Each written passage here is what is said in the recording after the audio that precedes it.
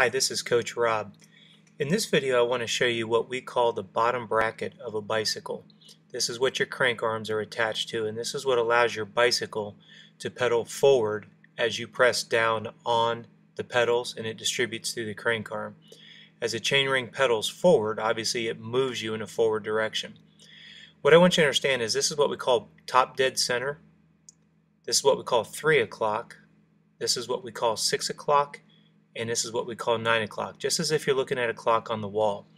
Now what I want you to recognize is that the pedal platforms need to be level, and what you have to envision is that your foot is clipped into the pedal. Okay? As you start to pedal around in a full circle, what you have to recognize is that the pedal pressure and the amount of power that's put to the rear wheel is all dictated by how you put pressure on the pedal spindle, which is the part that attaches the pedal to the crank arm. When you're at the top of the pedal stroke, you want to be pushing your toes towards your front wheel. When you get to 3 o'clock, you want to actually act like you're sinking your heels into a bucket of mud. What that's doing is that's indicating where the pressure is being applied to your shoe, your pedal spindle, into the crank arm, and ultimately the chain. At this point, you're at what we call bottom dead center, or 6 o'clock. This is where you want to act like you're scraping mud off the bottom of your shoe and pulling it towards the back of the bicycle. As you come up towards 9 o'clock, this is one of the parts of the pedal stroke that's overlooked the most. And this is where you want to be pulling straight up towards the sky. Remember, you've got a flat foot on the pedal platform that's going to be lifting straight to the sky. This part of the pedal stroke is overrun by momentum with the other leg, believe it or not.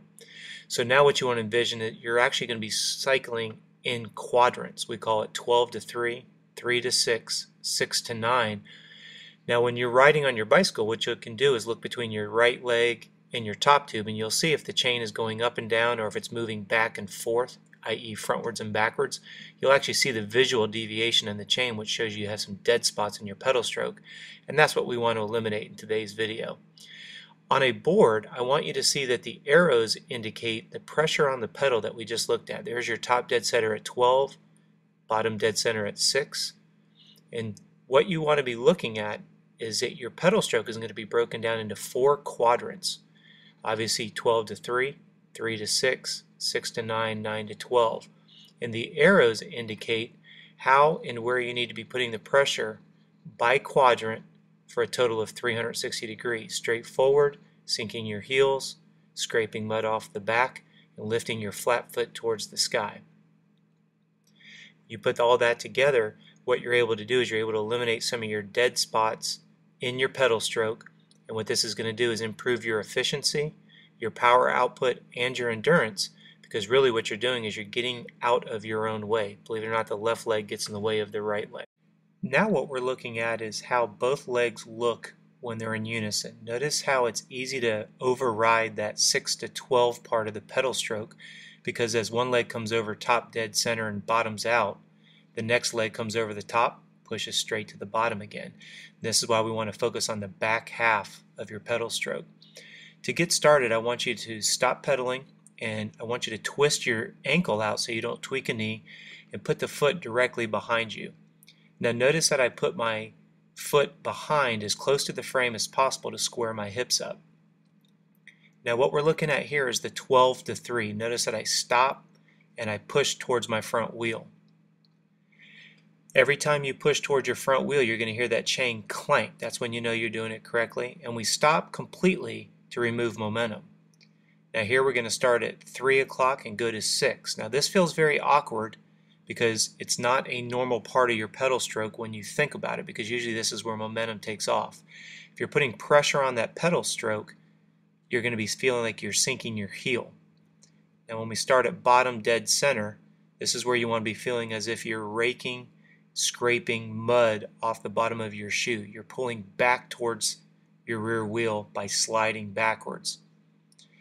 This next one is what we call 9 to 12. You're going to stop and you're going to be pulling straight towards the sky. You're going to feel your stomach muscles tweak a little bit, and you should actually feel your feet lose contact with the bottom of your shoe inside your shoe.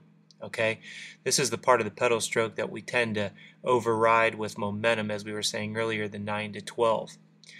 What it should look like when you put it all together Notice I'm still using only one leg. You'll notice my other leg is still close to the frame and back. My hips are squared off. And what I'm doing is I'm looking down between my right leg and my top tube, and I'm looking at my chain, trying to identify any dead strokes, any dead parts of my pedal stroke, where I'll notice the chain starts to clank. Now right there what I did was I was letting momentum get a hold of me, so I stopped the bike completely and I resumed, trying to keep as much pressure on the pedal as I can for 360 degrees. Now in between doing the isolated leg drill on my right and my left leg, I just spin easy for a couple minutes. And what I'm just trying to do is get my hips square back up. Now what I want you to recognize right here is I've slowed everything down. If you watch my pedal platform, my feet, our goal is to keep them as flat as possible through 360 degrees. As I come over the top of the pedal stroke, I'm pushing forward, I'm sinking my heels, I'm pulling backwards, I'm lifting up. Now, the reason why I slowed it down is so that you can see the foot itself.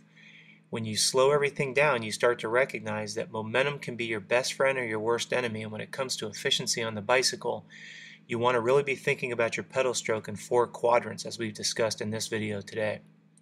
Go back to normal pedal stroke. This is about an 80 cadence. Notice that the chain is staying nice and tight. And again, this is a mental conscious choice and an effort. So I hope you found this advantageous. Please visit us at coachrobb.com.